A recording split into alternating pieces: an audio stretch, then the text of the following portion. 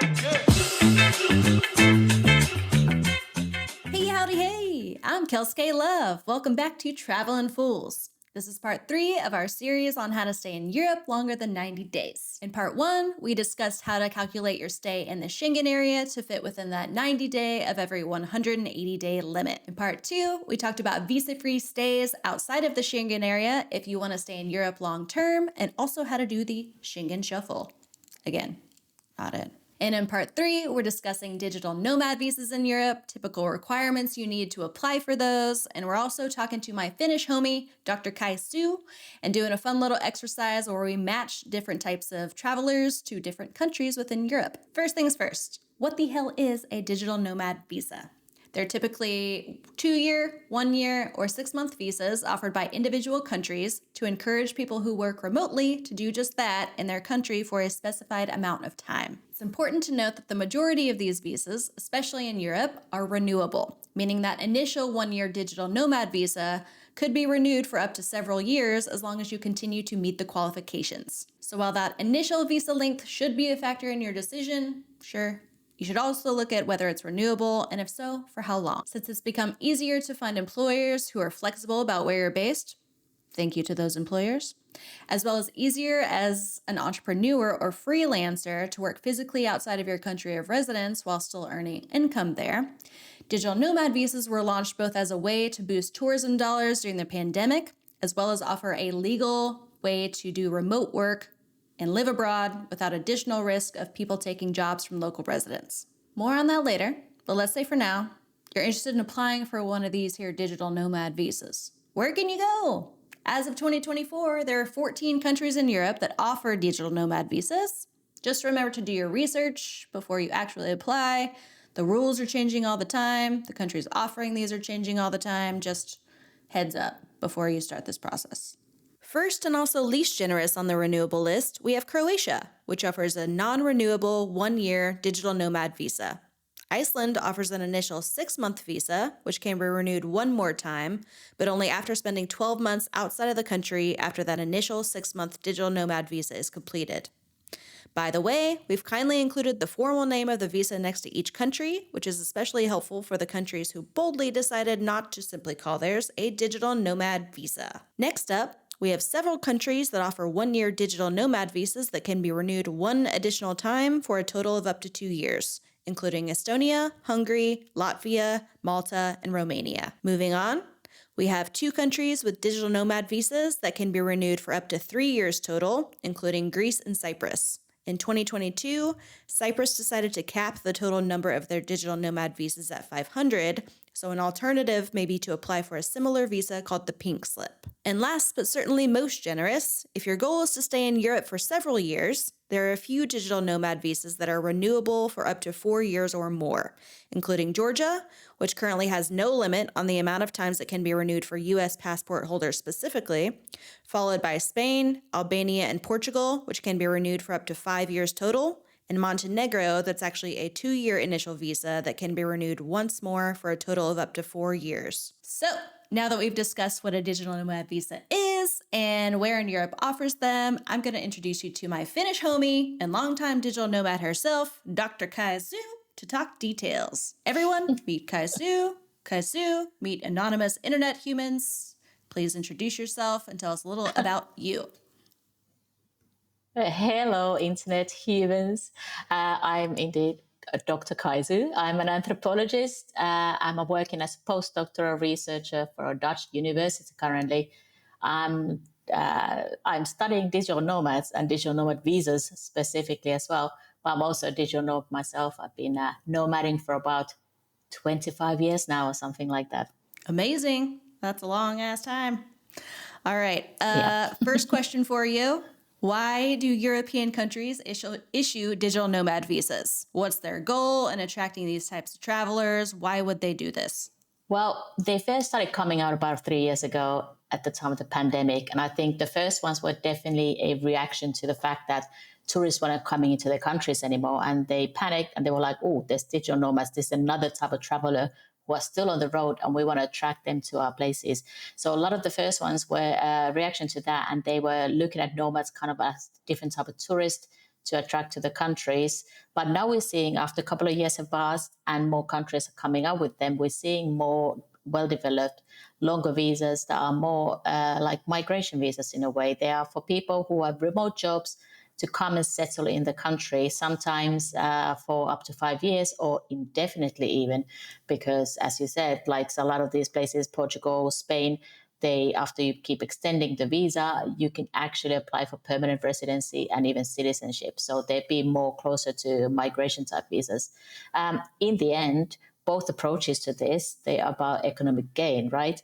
It's about getting new people coming in who are going to spend all their hard-earned foreign earned cash in the country, whether it be for shorter stays or longer stays, and then even becoming tax residents in the future.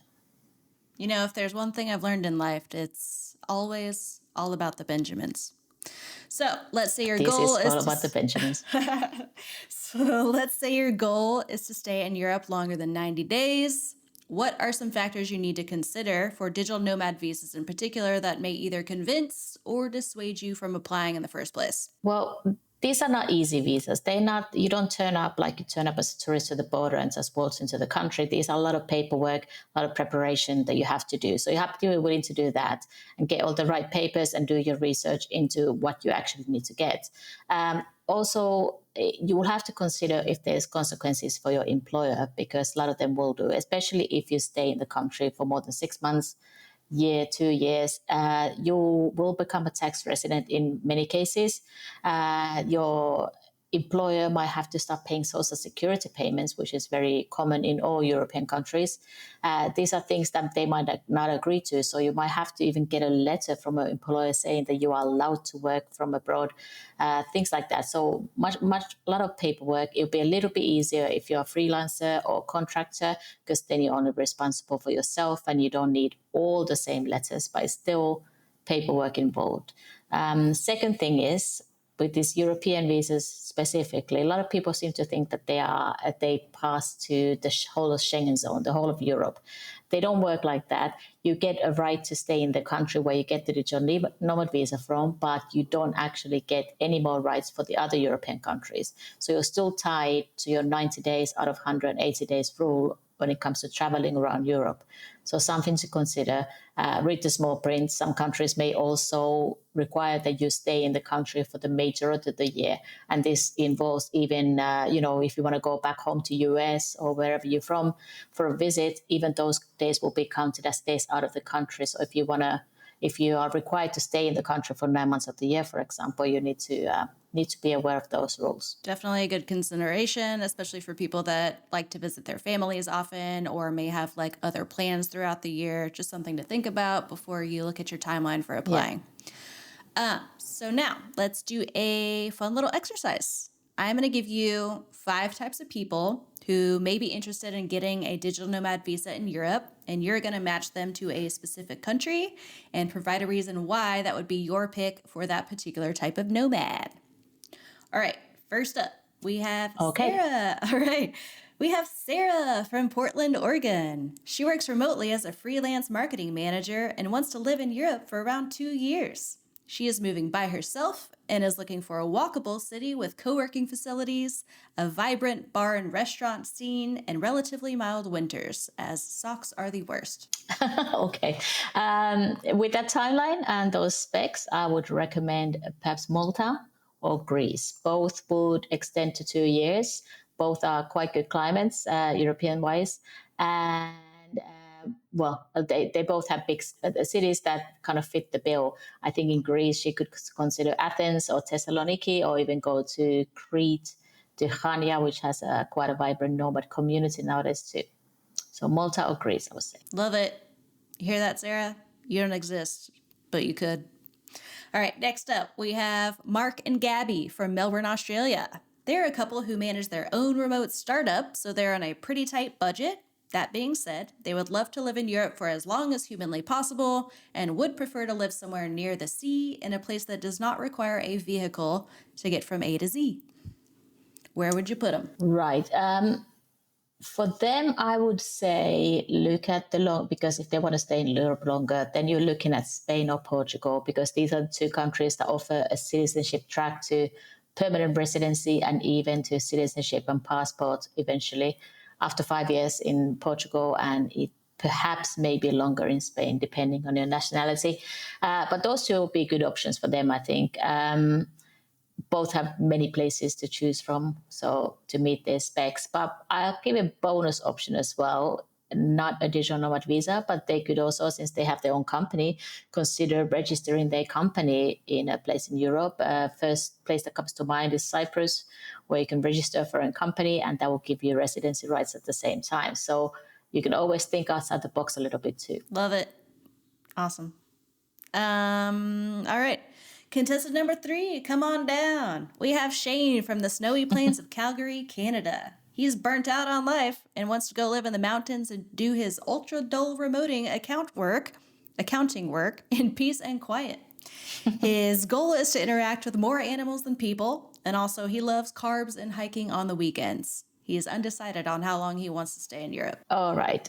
Shade is Canadian, therefore he can't take advantage of the Albanian one, which I would have maybe advised otherwise.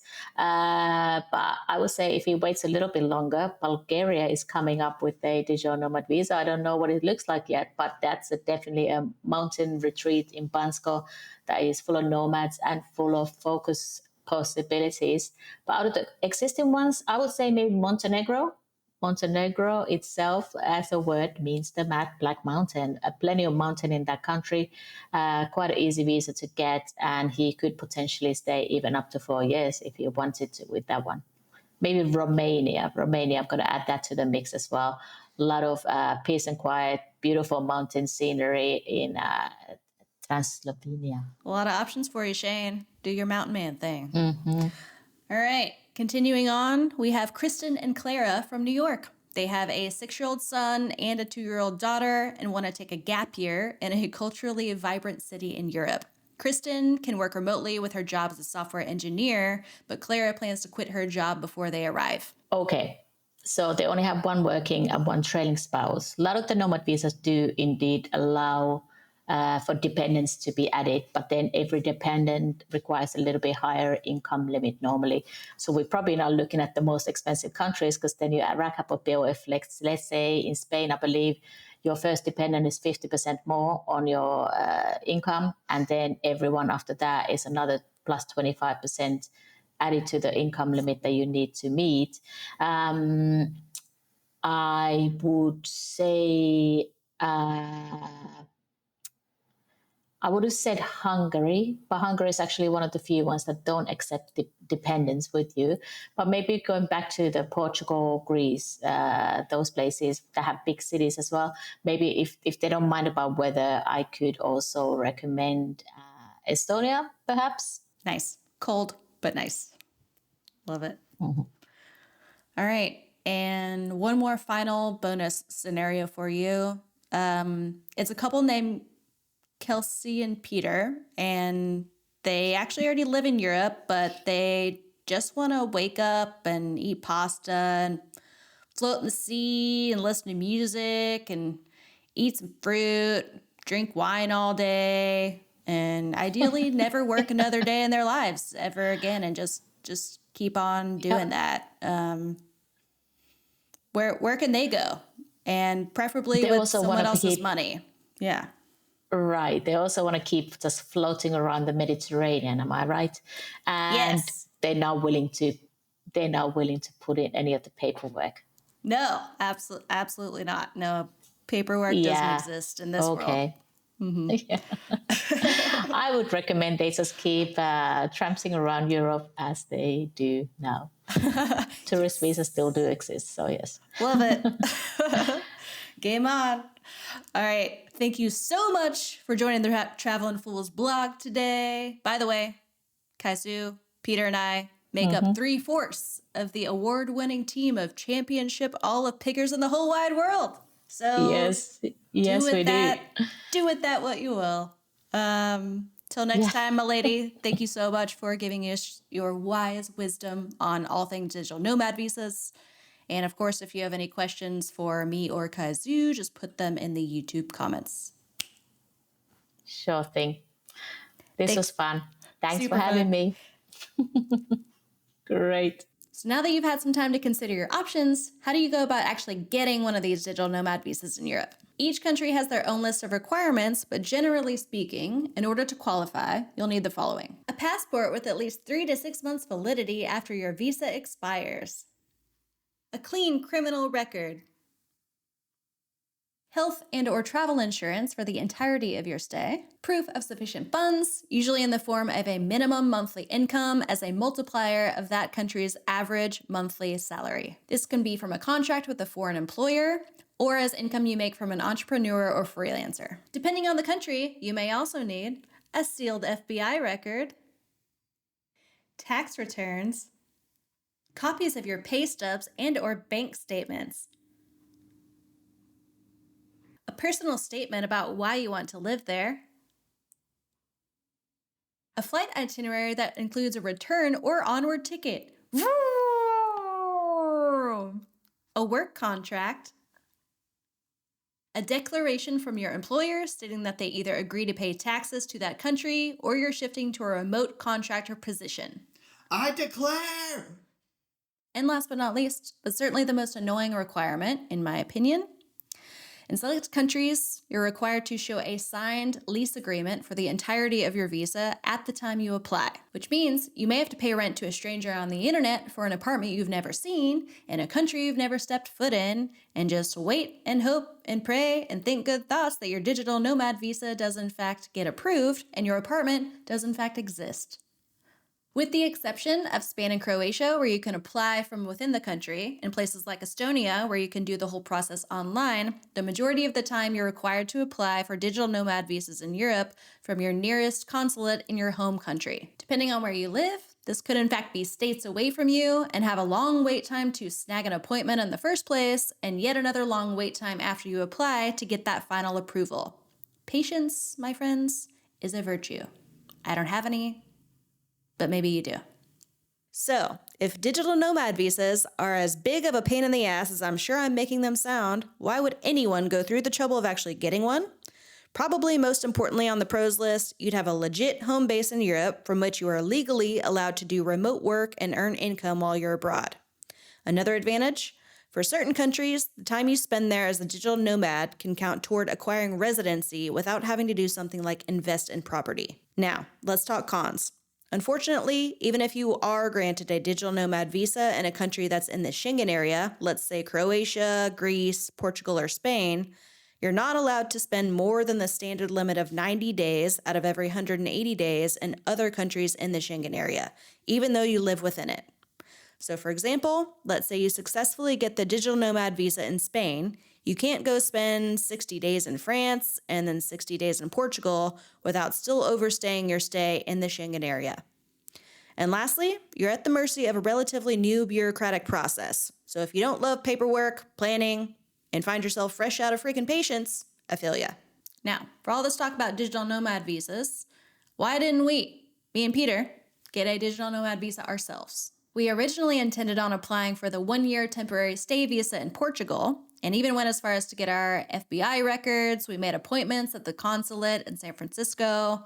But at the end of the day, we quit our jobs before we came. So that would have been nearly impossible to get approval that way. We also wanted to see as much of Europe as possible and didn't want to have to worry about how many days we could spend outside of Portugal. And it just made more sense to do the 1-year visa-free option in Albania, which is currently available for U.S. passport holders. So we do the Schengen shuffle in and out of Albania, use that as our home base, and that way we're allowed to see a lot of Europe without having to do any paperwork at all. Hooray. I'm going to close by saying that not everyone in the world is a fan of digital nomads, and you may in fact be met by some level of hostility from Twitter trolls or, dare I say, in real life trolls when you talk about why and when and where you might want to live this kind of life. In my opinion, some of it's justified and some of it's not. On good days, you found a smart way to explore more of the world while earning money. On bad days, you're a gentrifying colonizer outpricing locals from their hometowns. The irony is not lost on me, by the way, that some of the same people applauding me and Peter for moving to other countries are the same people applauding the building of the wall on the Texas-Mexico border. My 2 cents, Do what you can to minimize the ways in which you negatively impact the places that you are fortunate enough to be able to live.